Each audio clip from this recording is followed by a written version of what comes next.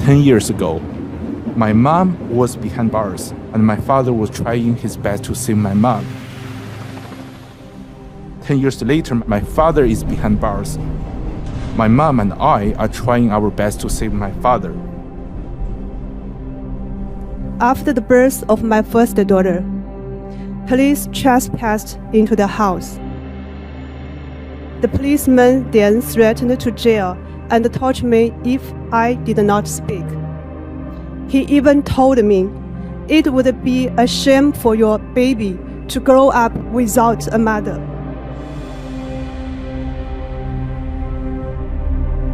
Few events in recent Chinese history have had as profound an impact on the country, and few have met with such a powerful campaign, forcing the entire world to ignore or forget. They say, well, maybe this is not affecting United States citizens. It definitely is. It definitely is. But today, we could be witnessing the unfolding of the most untold story of human resilience of the 21st century. So the big moral question of our time, are we going to seize on this opportunity?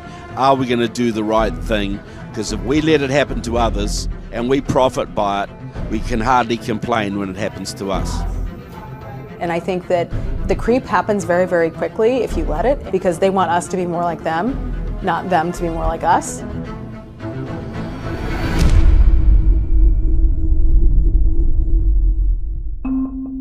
If you were in China in the 1990s, this is what you would see every morning. People, lots of people, young and old, men and women, meditating in parks and public squares. They're practicing Falun Gong. Falun Gong is a Buddhist-based spiritual practice that really involves slow motion exercises, a little bit like you'd see with Tai Chi, a sitting meditation like you see in Buddhism, and the studying of Buddhist-based spiritual principles that are really centered around three core principles: truthfulness, compassion, and forbearance. You're trying to incorporate these principles into your daily life. Be more honest, be more compassionate, be more tolerant. A wonderful spiritual practice. An indigenous Chinese movement based on Asian Chinese philosophy and principles and practices. It started in the early 90s, one that skyrocketed within China.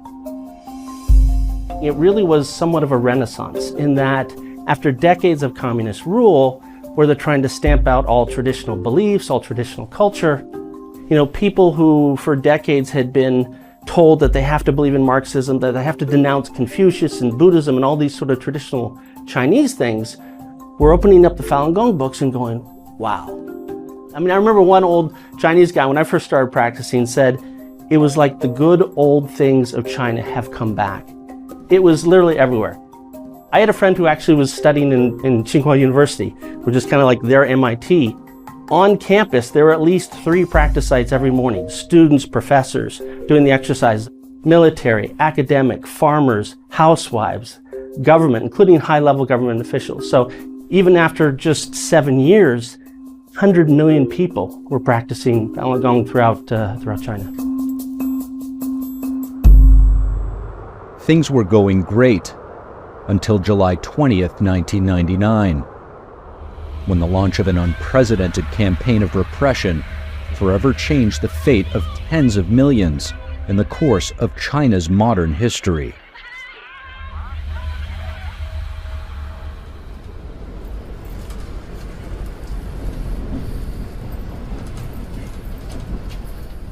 I came here around 2012 for my graduate study and also for the freedom.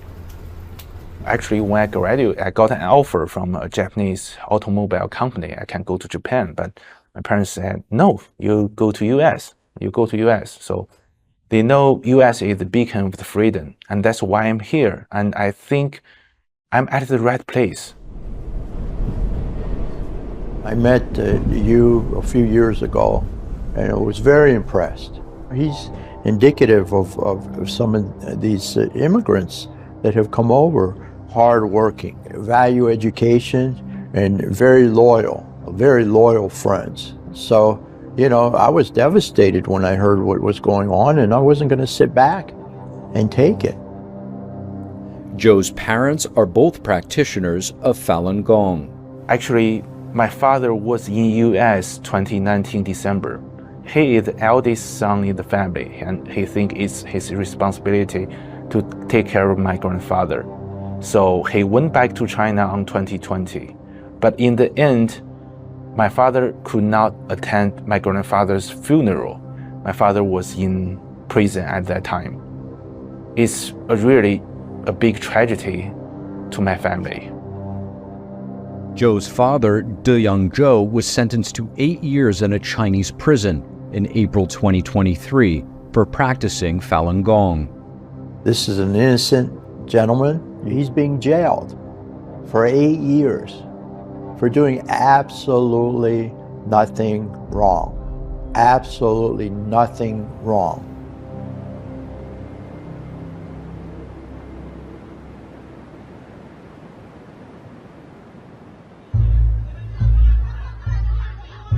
It all began in the middle of the night, July 20th, 1999, when China's ruling Communist Party started a nationwide Cultural Revolution-style campaign to eradicate Falun Gong, a practice they once supported. Officials orchestrated public burnings and the destruction of any Falun Gong-related books and posters, police launching massive arrests nationwide. Like instantly people were being pulled out of their beds from, and across the country being thrown into prison camps and labor camps. That's when my mom was sent to the Brainwash Center. She was simply delivering flyers on the street, and she was caught by the police officer. The family member cannot pay my mom a visit, so he was in a solitary confinement for more than 40 days.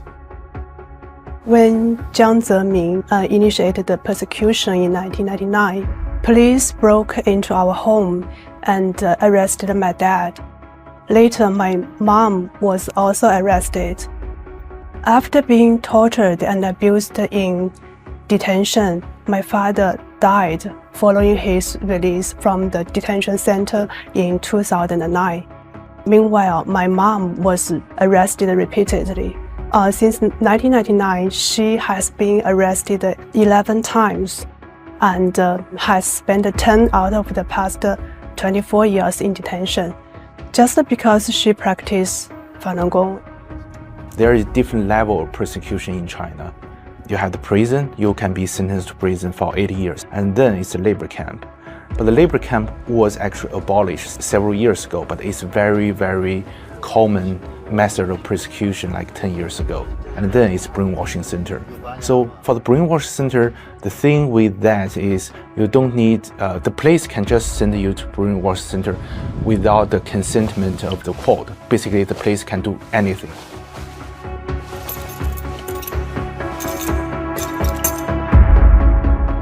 The head of the Chinese Communist Party at the time, Jiang Zemin, announced the plan to wipe out Falun Gong, defame their reputations, bankrupt them financially, and destroy them physically.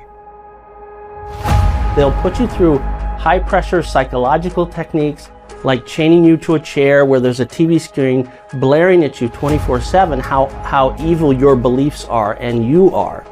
They'll combine that kind of thing with really brutal torture techniques, the idea to break the mind, break the will, and ultimately what they want to do is have you sign a repentance statement that say you'll stop practicing Falun Gong.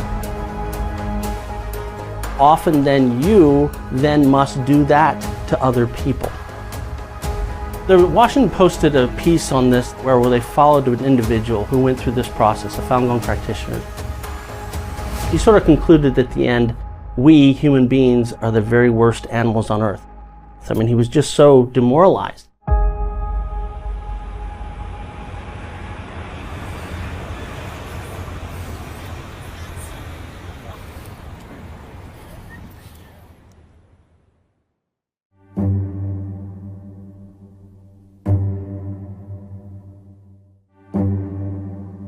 Our family remained separate, and in 2017, a year after my mother Aihua was released, we thought this was finally the chance to reunite for my brother's wedding. However, she was denied a passport because she practiced Falun Gong. Our mother was sentenced to 3 years. So right now, your mother is in a Chinese prison. Yeah. How, why, and what is her situation? Actually, I have no idea about her current condition. But I know my mom was arrested last year, July, and the whole year my family couldn't see her, and we don't have her any condition. And my father was actually 62 years old. He has lost almost all his teeth. He cannot eat vegetable, he cannot eat meat, he cannot eat basically every food. The only thing he can eat is the Chinese buns, and he dip the buns in the soup and eat the buns. That's the only thing he can eat. So I'm very concerned about his mental and physical health. And he has been in the detention center for 2 years. So this is very outrageous. And his health has declined since being in the detention center, Yes, just to make that clear. Yes, he lose a lot of weight, yeah. This is just an example of what's going on in China. They're abusing their own people. This gentleman, he went back to take care of his father. He could have stayed here in the United States, but he wanted to take care of his father, his ailing father. Did the right thing, the moral thing. And this is the way he's penalized by his country, his government? You know, what are these communists afraid of?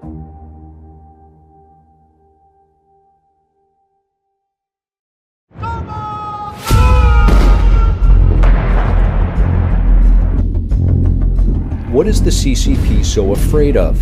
That is the key question. What is it about Falun Gong that triggered the CCP? Why did the suppression begin in the first place? 其实听起来都是觉得很 ridiculous 的这种想法。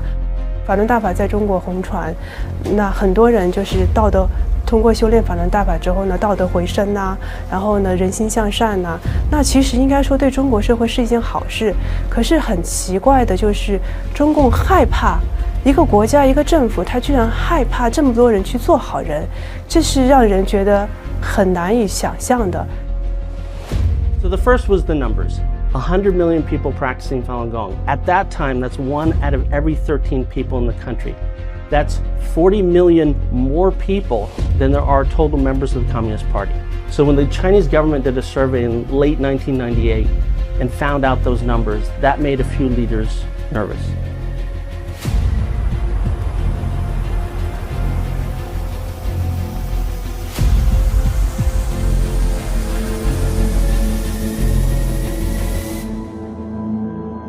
My family on my grandmother's side, they are Christian before the CCP took power. So some of the relatives even flee to US before the CCP took power. And after the CCP took power, they have very severe persecution on Christian. Why? Because CCP want to control what people think, want to control people's mind. If someone believes in religion or someone believes in doing good deeds, then it can be a threat to CCP because at some point they will refuse to follow the CCP's order. That's why CCP started to persecute religion, started to persecute Christian, and then the Buddhism, and now the Falun Gong. So it's a tradition with CCP. But the key issue, the thing that really pushed it over the edge was the top man of the Chinese Communist Party at the time, Jiang Zemin. He was the first leader of China who didn't go through the revolution. He didn't really have any street cred among the other leadership, and he was desperate to build up this sort of cult of personality around himself, much like Mao and other leaders. And right as he's trying to do that, in the 90s, Falun Gong is taking the country by storm. And it was that political motivation, tragically, was what really started the persecution.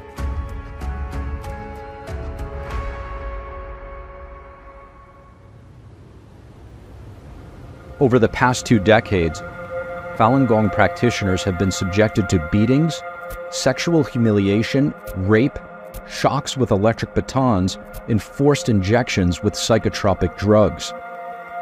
But the abuse does not stop there.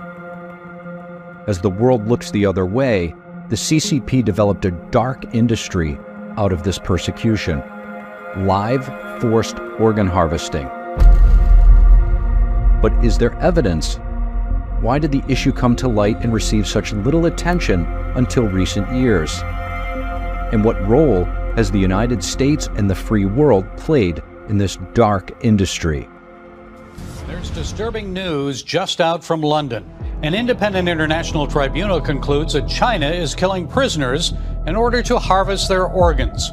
Organ transplant. The first time I even heard of the concept, it was almost too bad to be true. It was almost unbelievable on its face.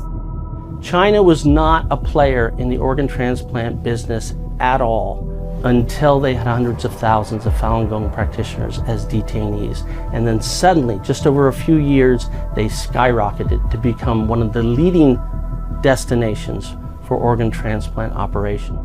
And it raised the questions, it begged the question, where are these organs that are being transplanted coming from? According to Chinese Vice Minister of Health, the number of transplants performed each year went from several hundred in 1999 to well over 10,000 a year by 2008.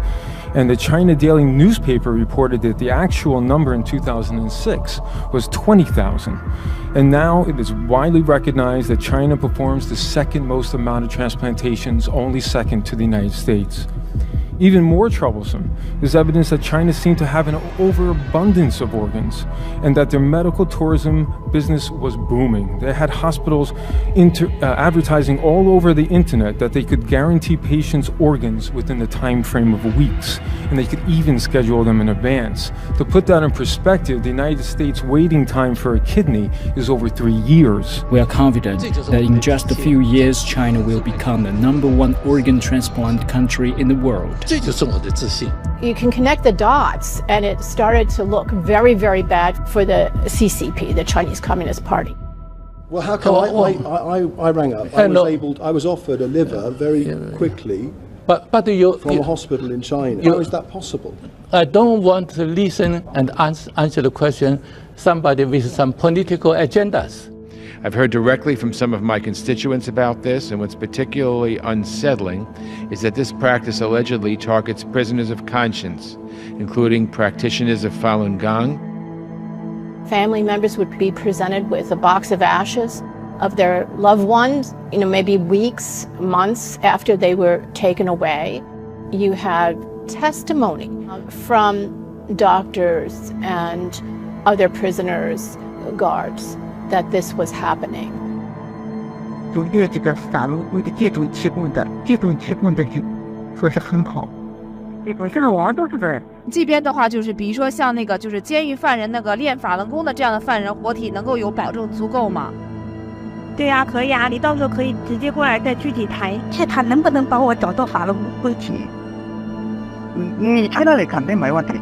啊，能找到啊。那我可以跟你说。他们那个拿这个不是轻而易举。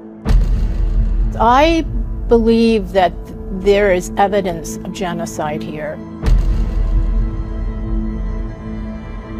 I mean, it's terrifying, right? I mean, these people are being disappeared for practicing something that they believe in. They're the right age and the right condition. They're disappearing to provide those organs to other wealthy people in China. Of course, you are a surgeon yourself who's conducted transplant. Yeah, this is really personal to me because I understand the transplant world itself.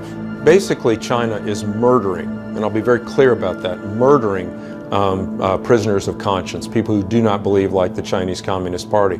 They're using humans as guinea pigs to supply organs, either for their own domestic supply or to export them. This is an absolute horrific crime. This is a barbaric practice that would make a Middle Ages executioner blush.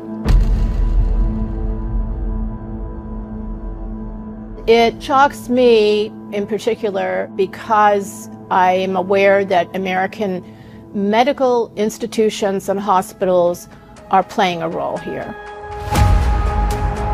And I have seen lists of 344 organ transplant surgeons who were trained in this country from China, trained by our own medical schools and hospitals, or have been supported. These transplant centers have been supported by our transplant sector in some way, either with joint research or research money or other kind of foundational support. And that continues to this day. They're unspeakable. These things were unspeakable. Yet China is doing it. The Communist Party of China is doing it to their individual citizens with impunity. And we go and shake hands and work business deals. If that hand was being extended to you with the blood on it of someone that just took out somebody's organs, someone that was unwilling to give those organs up and lost their life because of their belief, would you be so willing to extend your hand in friendship or in business partnership or even in diplomatic partnership?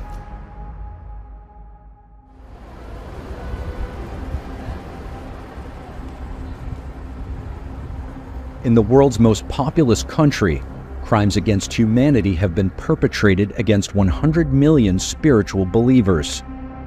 The evidence overwhelming, but many have not even heard about it. How did we let it happen? Right in front of our eyes. All the while, we grew deeper and deeper into a relationship with Communist China. Well, when I heard about it and started looking into it, I realized there was something there, and it was so horrifying that we couldn't ignore it. We had to delve deeper. And it was, you run into a brick wall because there's no transparency. You know, I was trying to enlist, and others were trying to enlist American government, members of Congress, medical people, medical sector, in trying to find out what was going on. And there was just, you know, there wasn't a lot of confidence that this was true. And it was difficult to explain because on the one hand you had the Chinese Communist Party putting out just massive volumes of disinformation and propaganda, denouncing Falun Gong, demonizing them. Falun Gong is strictly nonviolent. It has little to no formal organization, no system of membership, no churches or temples, and no fees to learn the practice. Yet under the CCP's smear campaign in China and abroad, it was portrayed as a dangerous cult, all to divert attention away from the CCP's human rights abuses and to influence public perception. They want silence. I mean, any of our government officials will tell you over the last 24 years, if you want to end a meeting with a Chinese official anywhere in the world, just mention Falun Gong, meeting's over. It's the third rail, it's the one thing they won't let you talk about. But it was more than just the cultural barriers blocking the truth. Behind the scenes, bigger changes were underway. At the turn of the century, at the peak of the persecution, the CCP all of a sudden put on a face, embracing capitalism. With impressive skylines emerging throughout China, enticing foreign investment, and deceiving the US into accepting China into the global political and economic system. The United States will do everything possible to bring China into the World Trade Organization as soon as possible. The Ministerial Conference so agrees. It wasn't until decades after that we found out where that policy would eventually lead us. Jiang Zemin at the time seemed so moderate, seemed so friendly and jovial, and wanted to open up markets and be vastly different from the Maoist period and from the Soviet period that we knew very well. So it was hard to believe. It was hard for others to believe when we started talking about it. But you know, you cite the year 2006. Our country was still in the position at that point where we were saying, well, gosh, it's all about free trade, and this is going to bring greater freedom to the Chinese people if we just work with them closely. And I was a part of that scope for a while, saying we think as they grow more connected to the global economy, they'll lessen their persecution. Didn't happen. And now you got Xi Jinping, who is a full Maoist, and the persecution level is more intense, and it's more technologically sophisticated of the things that they can do now that they couldn't do back in the Mao era. You find this throughout U.S. history. A lot of times I know what's going on, but I really don't want to hear about it. I don't want to look at it. That happened really early on about the slave debate. Nazi Germany, we knew what was going on with the Jewish people and just kind of, look, I'm comfortable here. I really don't want to think about that. 50, 60, 70 years ago said never again. We never want to see this again. And yet much of the world is countenancing it, it is accepting it, is refusing to acknowledge it for profits, for ease of relationships. Unacceptable.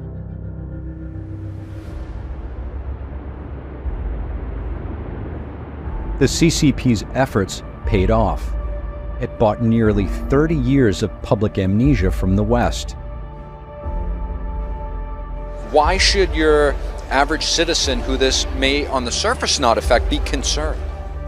Well, look, this is, it depends what kind of universe you think we live in.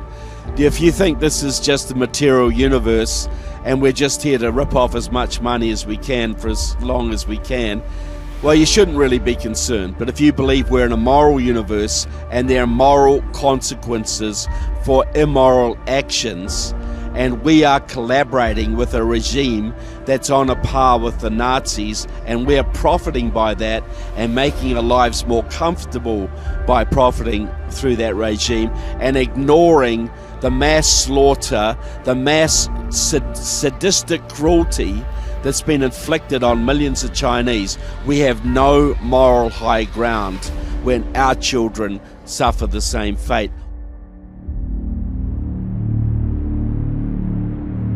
You need to know that what is being done in China to Chinese people of various stripes is certainly in prospect for us if the Chinese can get their hands on us. In fact, it's not an accident. Think about it for a moment. It's not an accident that the Chinese are so set on collecting as much data about Americans, whether it's through TikTok or whether it's through 23andMe or any other of the means that they have available to them.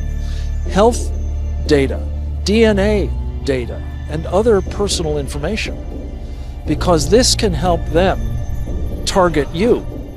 So this is not somebody else's problem. This is something, again, that we ignore at our extreme peril.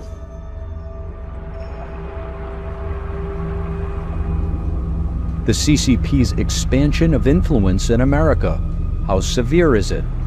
Does it really concern us? Is this threat far-fetched, an exaggeration? Or has the CCP already extended its abuses close to home?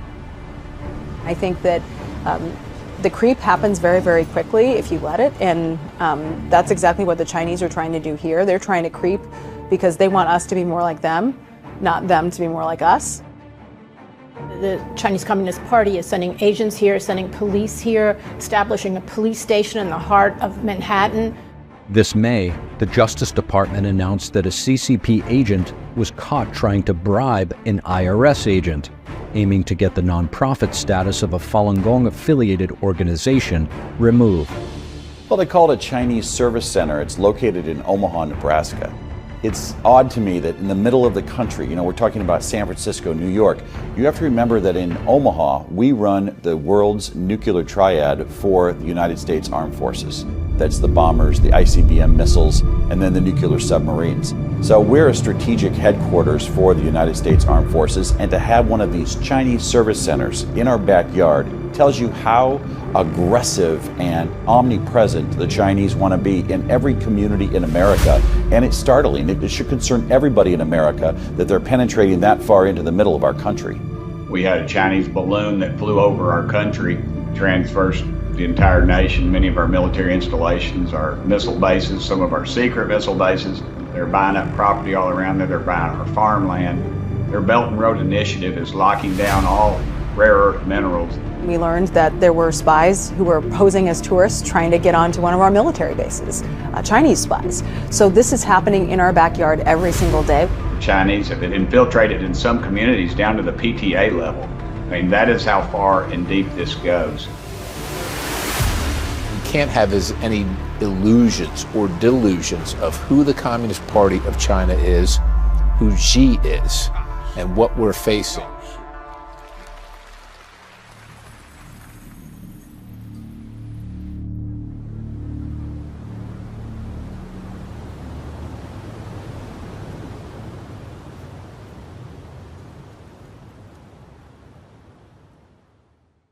So if I could ask, what does July 20th mean for you? Families are supposed to be together after the persecution started. We have not been able to stay the same roof, take a family photo, or be together for important life events like weddings or birthdays. This persecution have torn my family apart over and over again.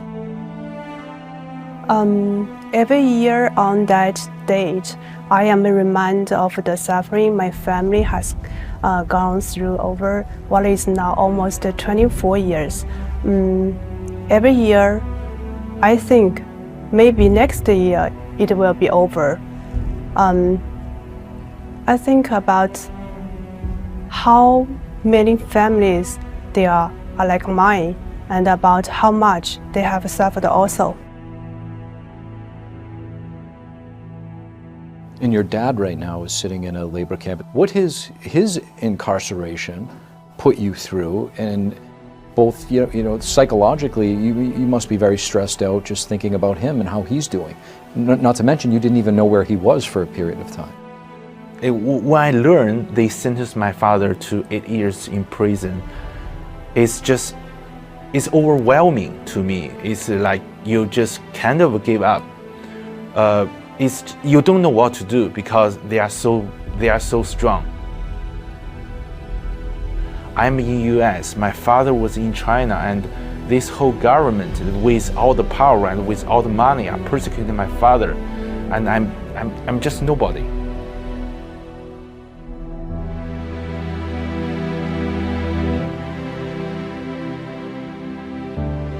It's my mom who put me together. She's a very strong woman. She always knows what to do, even in the darkest time.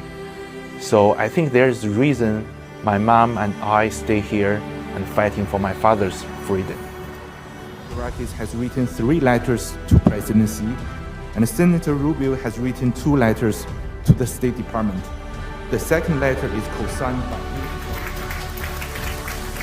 Let's talk about that support that you've received from those elected officials in your state. I think a lot of times when people look at some of these bills or initiatives, they sometimes think that it may be just a formality and doesn't really work.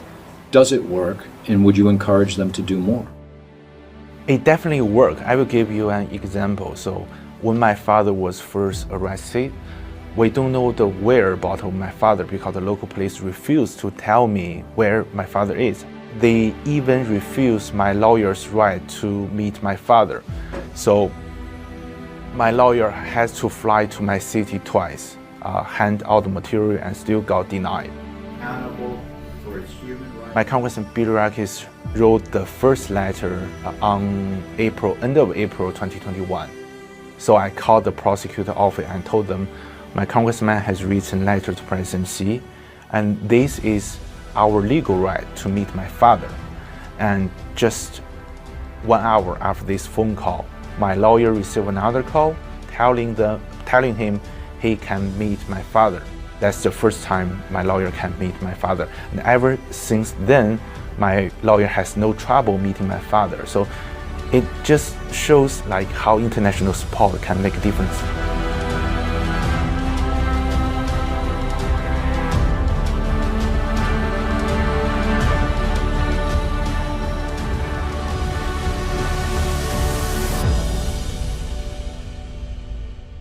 So many officials in China read the tea leaves about what's happening in that country, and they're trying to get out. They're trying to get their kids' passports, they're trying to get their money out, and this is around the country. When we sanction those officials, word of that gets out all over China, and suddenly you get police chiefs, other security apparatus leaders scared that they're the ones that are going to be next sanctioned, that they're not going to be able to get their kids out. So that kind of thing works. It sends reverberations throughout China. The United States has to do everything possible to raise this issue to the consciousness of not only all America, but all of the world. It cannot be left to stand, and there's no one else that can or will take the lead. We have to.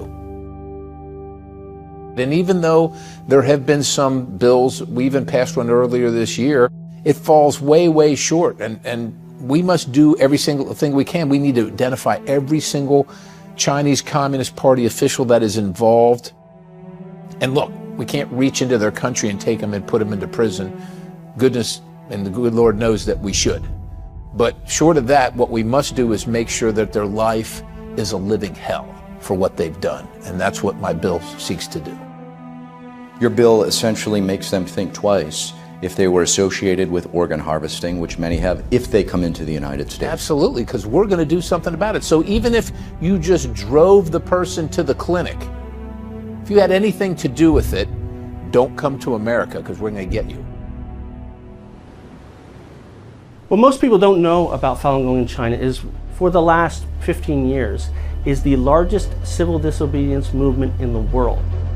That is, tens of millions of Falun Gong people every day are creating an underground media, leaflets, pamphlets about the persecution they face, about the terrible history of the CCP, and usually undercover at night, they're leaving it on doorsteps. And this is happening all over China. Big cities, small villages, and everything in between. And so there is a tremendous groundswell in China to let the people know what the true history of the regime is, what's really happening to Falun Gong, and that's creating a lot of awareness. And I think ultimately that is going to win the day in China. And if it wins the day in China, it could be a tremendous difference for the world. Imagine not having the tyranny of the CCP looming over the world on the international stage.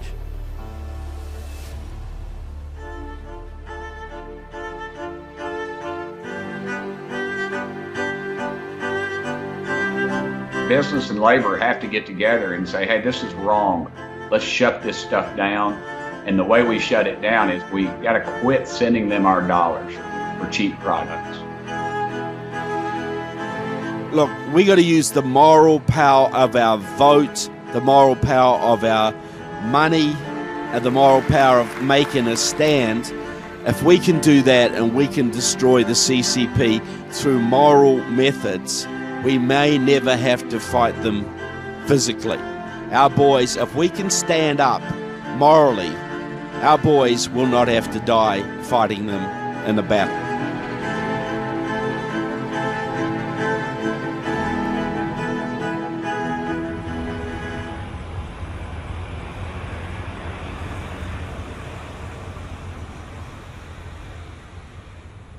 What would your message be to the American people? What do you want them to know? Cherish the freedom you have. 2 years ago, my Congressman Billy Rakis, he gave lecture at USF, University of South Florida. So at one lecture, he actually invited me to that lecture to tell my story to American students. So based on my experience, I think many young generation from US, they do not understand what's going on with communism. They do not understand the value of freedom.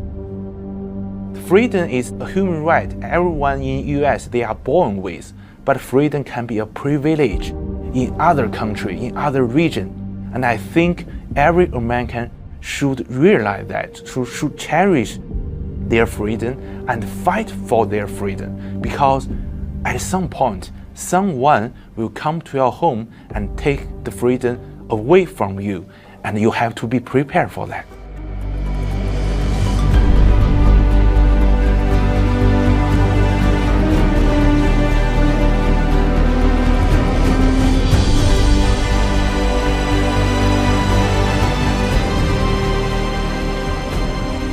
What would you say to the millions of Falun Gong practitioners around the world and the ones that are being persecuted? We hear you. We know what the Chinese Communist Party is doing. Stay strong. They're resilient people. Keep up the good work.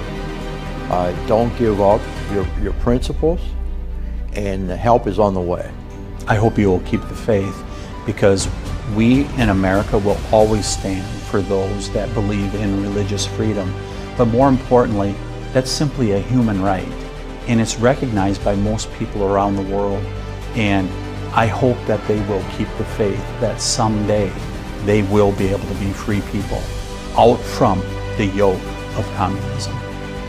Our message, my message to them is to stay hopeful, keep believing, keep practicing, know that help is on the way, know that you're not alone, know that all things worth achieving, worth saving, require sacrifices. And if your sacrifice is that silent suffering while you do your work, then that's part of it. And look, this is the road less traveled, which means that not everybody's on it, but you're on it, and there are people that are on it with you, even from afar. We hear your cries, we hear your pleas, and we're going to do everything. I'm going to do everything I can in my power. I'm not in charge in China, but I have something to say in America, and I'm going to let as many people know so that they're aware of it. And it's hard to be patient. But those who are patient are the ones who almost always succeed. It's the perseverance that is usually victorious. So we will get there. Maybe not today, but we will get there. So hang in there and stand strong and stand for what you believe in, because there are many people around the world that believe in you.